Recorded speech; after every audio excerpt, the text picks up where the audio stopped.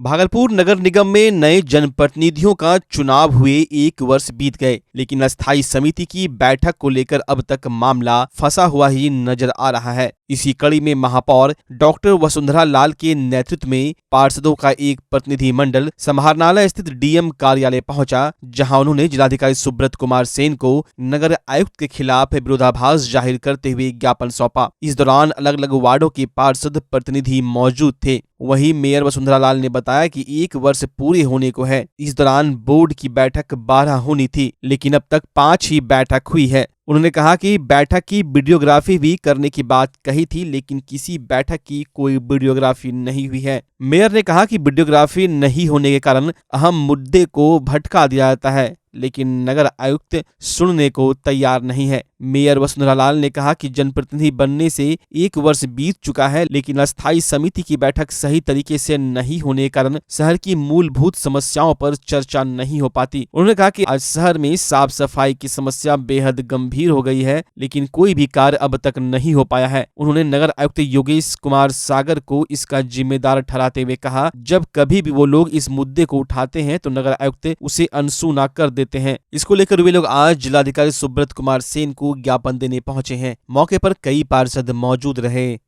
आज हमारा 1 साल होने जा रहा है पदभार ग्रहण किए हुए। आज हमारी ये 5वीं बैठक थी सामान्य बोर्ड की, और ऐसे तो 12 बैठक होनी चाहिए थी अब तक में, और ये 5वीं बैठक थी।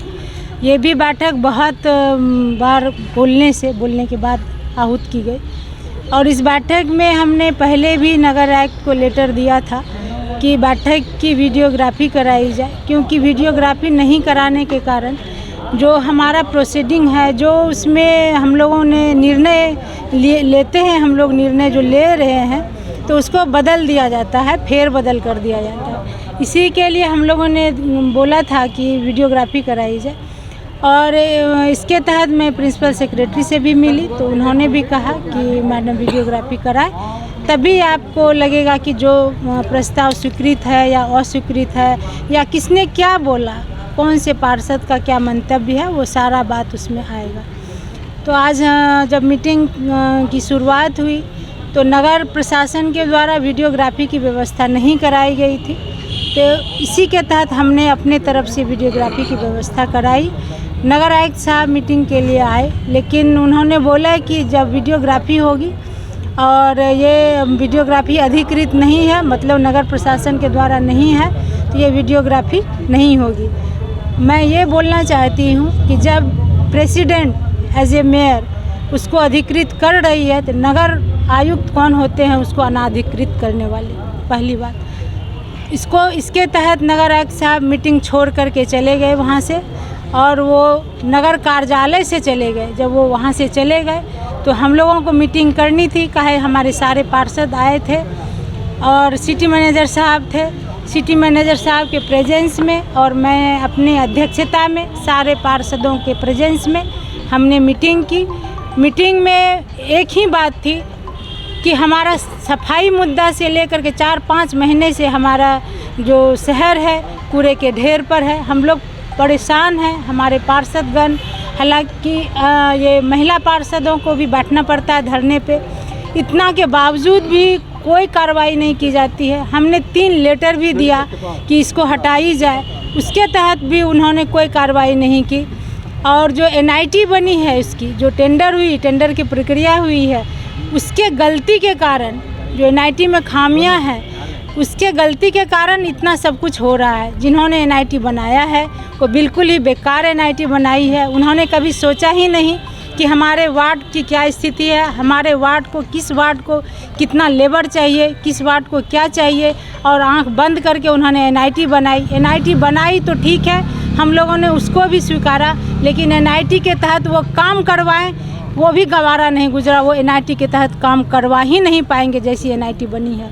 तो जो एनआईटी जिन्होंने बनाया है, आईटी सेल में जो भी हैं, जो दैनिक भोगी हैं, उनको हमने निगम के कार्यालय से विरमित करने का आदेश दिया है। प्लस नगर आयुक्त साहब बगैर मेरे सूचना के, बगैर कुछ बोले मीटिंग में मैं बैठी हुई हूँ, और वो अपने गाड़ी से नगर कार्यालय से बाहर चले गए, तो मैं उनके खिलाफ अविश्वास। देखिए, आज की तिथि में बैठक निर्धारित थी और हम लोगों के संज्ञान में लाए बिना मेयर मैडम द्वारा एक अनाधिकृत व्यक्ति के द्वारा वीडियोग्राफी कराए जाने की बात कही गई। उस संबंध में हम लोगों ने मेयर मैडम को बताया भी कि जो वीडियोग्राफर रखना है उसमें कम से कम कुछ शर्तें होनी आवश्यक हैं कि वो वीडियोग्राफर वीडियोग्राफी का कहीं और जगह इस्तेमाल नहीं करे और जो भी वीडियोग्राफी करे उसको वो निगम को समर्पित करे, इस चीज़ का शपथ पत्र दे दे और कम से कम अपनी एक आईडी दे दे। तो हम लोगों के पास इस तरीके का कोई पेपर वर्क नहीं था और वो मैडम का ही था। उसी संबंध में मैडम द्वारा एक पत्र लिखा गया तो उस पत्र का जवाब देने को कहा गया। उस पत्र का जवाब जो है हमारे द्वारा बनाया जा रहा था, उस पत्र का जवाब भी उनको दे दिया गया है। इसी बीच जैसे ही हम मीटिंग करने के लिए आए हैं तो मेयर मैडम मीटिंग ना करने को चलते वो बाहर चली गई। पुनः उनके कक्ष में जाके उनसे अनुरोध किया गया, सभी पार्षद भी यहाँ बैठे हुए हैं, सभी लोग हैं, उनके द्वारा भी बोला गया कि मैडम को बुलाया जाए और मीटिंग कराई जाए। पुनः उनके कक्ष में जाके हमने स्वयं उनसे अनुरोध किया, आग्रह किया कि कृपया आएँ, मीटिंग का संचालन करें और अगर पेपर वर्क कंप्लीट नहीं हुआ है तो चलिए इस शर्त के साथ मीटिंग करा ली जाए कि वीडियोग्राफर का पेपर वर्क भी आज ही करा लिया जाएगा और वीडियोग्राफी कराते हुए भी मीटिंग करा ली जाए। तो इतना सिंपल सा इशू था, वो भी उनको बोला गया, अनुरोध भी किया गया और अभी भी हम लोग इंतज़ार ही कर रहे हैं कि शायद वो मीटिंग करें। हमारे सभी कर्मी हैं, कुछ पार्षदगण भी यहाँ पर हैं, किंतु अब देखते हैं, अभी तक तो नहीं आई हैं मैडम। बच्चा जब जन्म लेता है तो कई बार बच्चा तुरंत नहीं रोता है, रोने में देर हो जाता है। ऐसे में बच्चा क्षतिग्रस्त हो जाता है और उसके बचने की संभावना कम हो जाती है और यदि बचा तो भविष्य में उसमें विकलांगता की समस्या आती है जिसे सीपी कहते हैं, जिसका कोई माकूल इलाज नहीं है और ज़िंदगी भर बच्चा विकलांगता से जूझ सकता है। ऐसे में पूरे संसार में कूलिंग थेरेपी का सहारा लिया जाता है।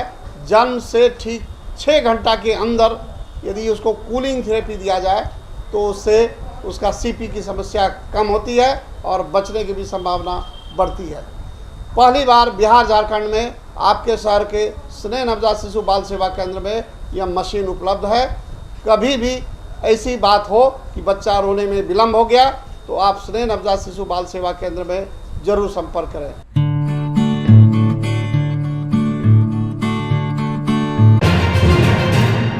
गुप्त सूचना के आधार पर भागलपुर पुलिस ने एक युवक को 168 ग्राम प्रतिबंधित ब्राउन शुगर के साथ गिरफ्तार कर लिया। जानकारी सिटी एसपी अमित रंजन ने प्रेस कॉन्फ्रेंस कर पत्रकारों को दी। सिटी एसपी अमित रंजन ने प्रेस कॉन्फ्रेंस के दौरान बताया कि पुलिस को गुप्त सूचना प्राप्त हुई थी कि पश्चिम बंगाल से मालदा जाने वाली ट्रेन से प्रतिबंधित मादक पदार्थ ब्राउन शुगर लेकर भागलपुर आने वाला है। प्राप्त सूचना के आधार पर एसएसपी के निर्देश पर पुलिस अधीक्षक नगर की निगरानी में एक एसआईटी टीम का गठन किया गया। गठित एसआईटी की टीम ने तकनीकी अनुसंधान के आधार पर मुजाहिदपुर थाने के सहयोग से सघन जांच अभियान चलाया। जांच के क्रम में अलीगंज गंगटी निवासी अशोक प्रसाद शाह के पुत्र राजा कुमार को गिरफ्तार कर लिया गया। पुलिस ने बताया कि पल्सर मोटरसाइकिल से वो आ रहे थे। जब जांच के लिए उसे रोका गया तो उसके पास से 150 ग्राम भूरा रंग का एवं 18 ग्राम काले रंग का कुल 168 ग्राम ब्राउन शुगर बरामद हुआ है। इस संबंध में मुजाहिदपुर थाने में सुसंगत धाराओं में केस दर्ज किया गया है। पुलिस ने कहा कि मोटरसाइकिल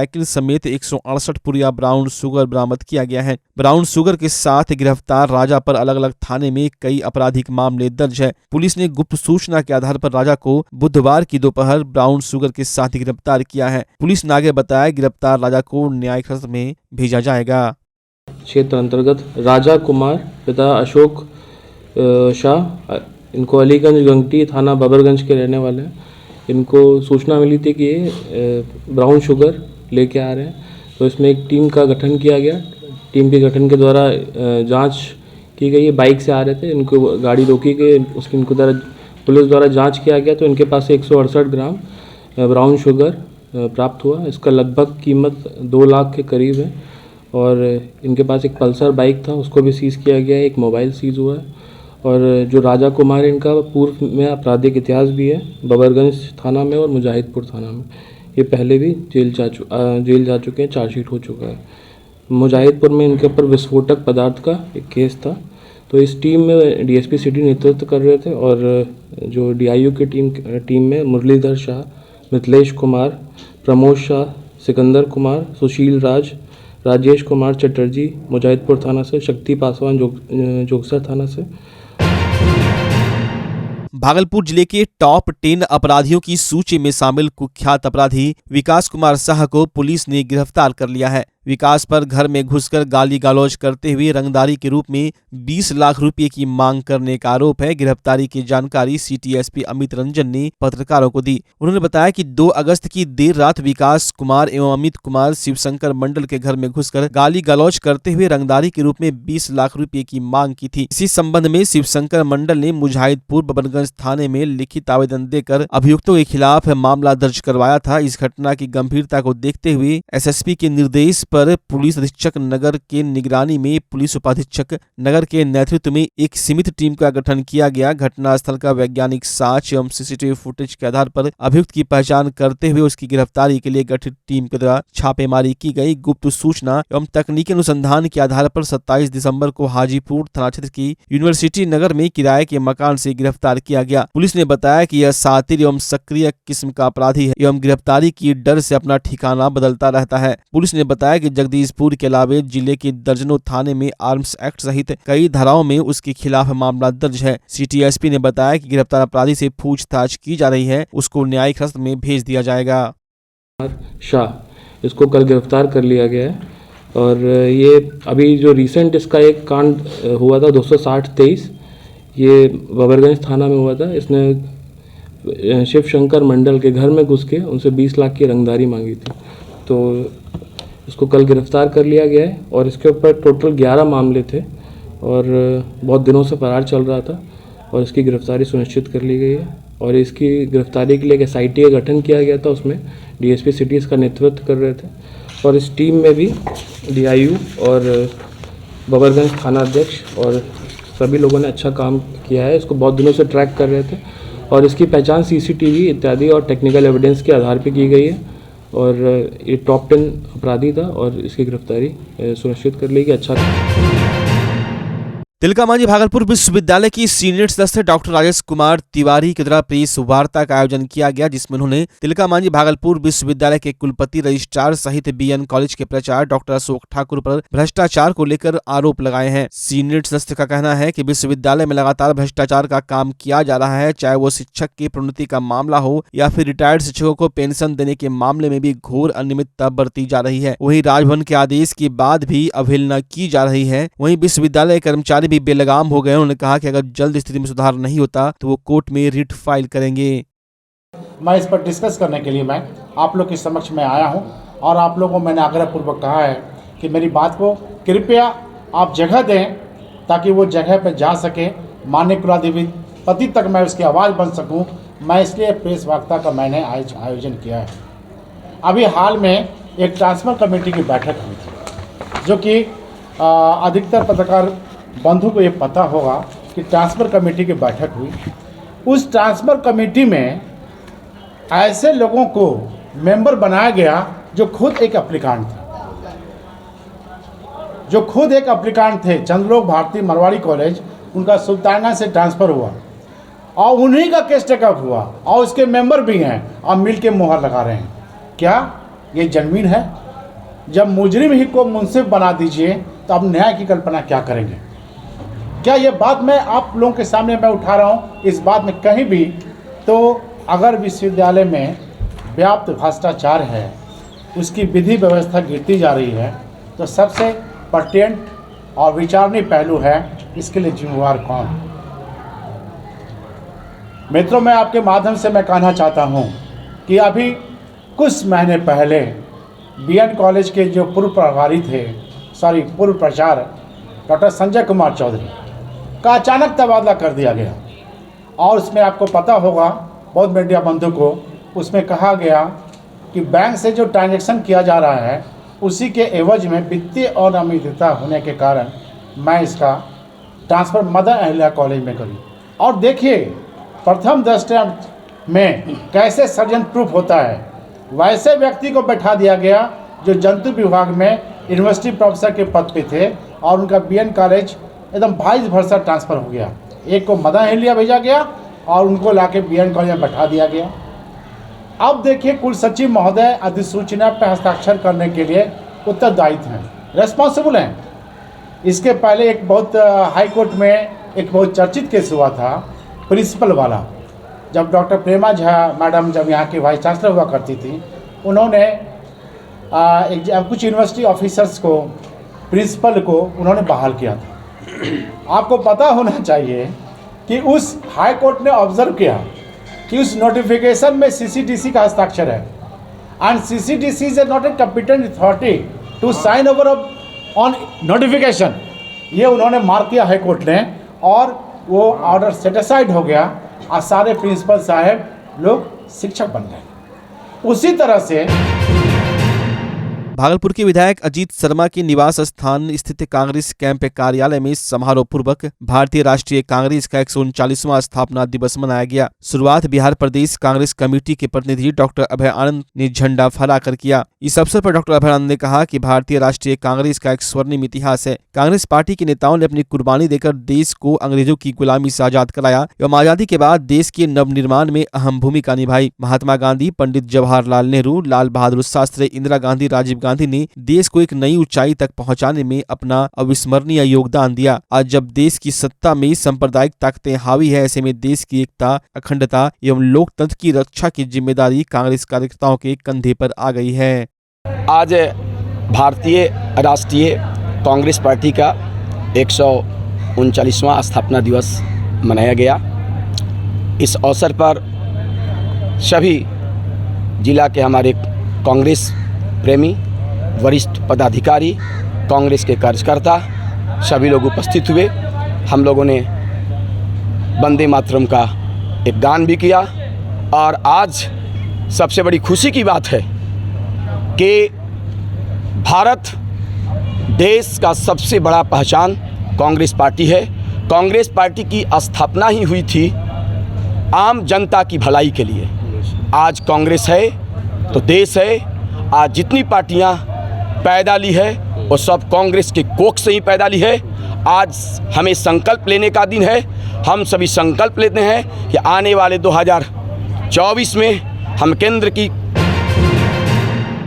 भागलपुर के कला केंद्र में परिधि के द्वारा बच्चों की सुरक्षा, भविष्य की रक्षा विषय पर संगोष्ठी का आयोजन किया गया, जिसमें बाल श्रम आयोग के अध्यक्ष डॉक्टर चक्रपाणी हिमांशु सहित शहर में बाल कल्याण को लेकर कार्य करने वाले लोगों के द्वारा कार्यक्रम में शिरकत किया गया। वहीं लगातार प्रदेश में बाल श्रम को लेकर किए जा रहे कार्यों के बारे में जानकारी दी गई। वक्ताओं ने अपने अपने विचार में कहा कि लगातार बाल श्रम को लेकर सरकार के द्वारा कदम उठाए जा रहे हैं, इसके बावजूद भी लगातार यह काम देखा जा रहा है। कहीं पर बच्चों की ह्यूमन ट्रैफिकिंग की जा रही है तो कहीं ईंट बनाने के काम में बच्चों को लगाया जा रहा है। इसी की रोकथाम को लेकर कई तरह के कानून भी बनाए गए हैं, लेकिन उसके बावजूद भी इस पर पूरी तरह से रोक नहीं लगाई जा सकी है। वहीं बाल श्रम आयोग के अध्यक्ष ने कहा कि सरकार के द्वारा लगातार बच्चों के भविष्य को देखते हुए कई तरह की योजनाएं चलाई जा रही है और लगातार बाल श्रम करने वाले बच्चों को मुक्त भी कराया जा रहा है। केंद्र में बच्चों की सुरक्षा एवं बच्चों के भविष्य के सवाल पर सेमिनार का एक आयोजन किया गया है परिधि के माध्यम से, जिसमें उदय जी के माध्यम से, और हम लोग के सम्मानित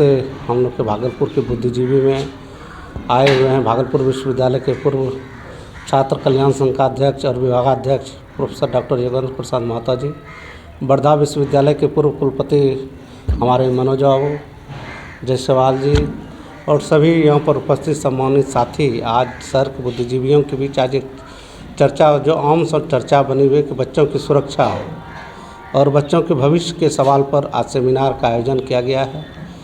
तो सबसे पहले मैं बताना चाहता हूं कि बच्चों की सुरक्षा और बच्चों की भविष्य के बारे में बाल श्रमिक आयोग लगातार प्रयास कर रही है। बच्चों के सुरक्षा के सवाल पर हर जिले में हमारे श्रम संसाधन के पदाधिकारी हर हमेशा लगे रहते हैं कि किसी तरह की बच्चों के साथ, चाहे दूसरे राज्य में जा कर के काम करने का हो या उनके साथ कुछ भला फुला सलाह करके उसको ले जा करके दूसरा काम करवाता हो, वैसे काम से वो बचे, उनकी सुरक्षा करके उसको विद्यालय भेजें, शिक्षा की ओर ले जाएं, उसका ध्यान केंद्रित करने के लिए लगे हुए हैं।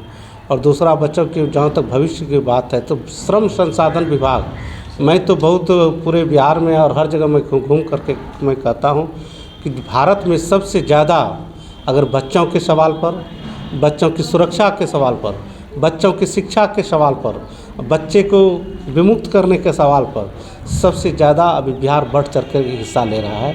और सबसे ज़्यादा बच्चों के हित में, क्योंकि बच्चे के जब तक अभिभावक की स्थिति अच्छी नहीं हो जाए तब तक बाल श्रम पर रोक नहीं लगाया जा सकता है। जैसे फॉर एग्जाम्पल बाल श्रम से होता क्या है, लोगों को एक लगता है बच्चे को पकड़ना, बच्चे को विमुक्त करना, नहीं। उन बच्चे जो बाल श्रम करते हैं उनकी शिक्षा खत्म हो जाती है अज्ञानता के कारण, उन बच्चे की सुरक्षा खत्म हो जाती है, उनकी जीने की आज़ादी खत्म हो जाती है, उनकी जो स्वास्थ्य व्यवस्था सही से नहीं हो पाते। इसलिए हम लोग सोचते हैं कि बाल श्रम एक अपराध है और 6 से 14 साल तक कोई भी व्यक्ति, चाहे वो व्यक्ति कितना भी शक्तिशाली क्यों नहीं हो, उस पर जो है कार्रवाई जो है 20 से जो है 50,000 रुपये तक का फाइन किया जाता है। इसके अलावा बच्चे को विमुक्त करके हम लोग उसको विद्यालय ले जाते हैं। हाल के दिनों में आप नए हम लोग का सुधार हो रहा है कि जो बच्चे विमुक्त होते हैं उनके अभिभावक को इंदिरा आवास हम लोग देते हैं। श्रम संसाधन विभाग, बाल श्रमिक आयोग इंदिरा आवास देते हैं, राशन कार्ड की व्यवस्था की जाती है, उनको 10th की पढ़ाई की मुफ्त में उनकी व्यवस्था की जाती है, उनकी स्वास्थ्य की देख रेख की जाती है। इतना ही नहीं, श्रम संसाधन विभाग, जैसे पहले भी बोले, लगातार ये चिंतित है कि जब तक उनके अभिभावकों की स्थिति अच्छी नहीं हो तो बाल श्रम पर रोक नहीं लगाया जा सकता। तो इसके लिए श्रम संसाधन विभाग में जो हमारे गरीब हैं, श्रमिक हैं, मजदूर हैं, दीनहीन व्यक्ति हैं, जो वंचित व्यक्ति हैं, जो अर्थ के अभाव में, अज्ञानता के अभाव में वो बाल श्रम करवाते हैं, इसके लिए श्रम संसाधन विभाग के पोर्टल पर अगर आप 50 रुपये में रजिस्ट्रेशन करवाते हो तो 2 बच्चों की शादी के लिए 50,000 रुपया मिलते हैं। सबौर थाना क्षेत्र अंतर्गत घोगा के शंकरपुर की रहने वाली 3 वर्षीय बच्ची का शव तालाब में मिलने से पूरे क्षेत्र में सनसनी फैल गई। 3 वर्षीय मृतक बच्ची के पिता ने बताया कि हम लोग सुबह मजदूरी करने निकले थे और इसकी मां भी पशु का चारा लाने के लिए चली गई थी। वहीं जब लौट कर आए तो देर रात तक मेरी बच्ची घर नहीं लौटी थी। जब सुबह तालाब के पास जाया गया तो देखा गया कि मेरी बच्ची तालाब के पानी में जंगल में पड़ी हुई है। तब जाकर उसे निकाला गया। वहीं परिजनों का कहना है कि किसी ने दुश्मनी से इसे मौत के घाट उतार दिया है। पुलिस ने सबको अपने कब्जे में ले लिया। परिजनों का रो कर बुरा हाल है।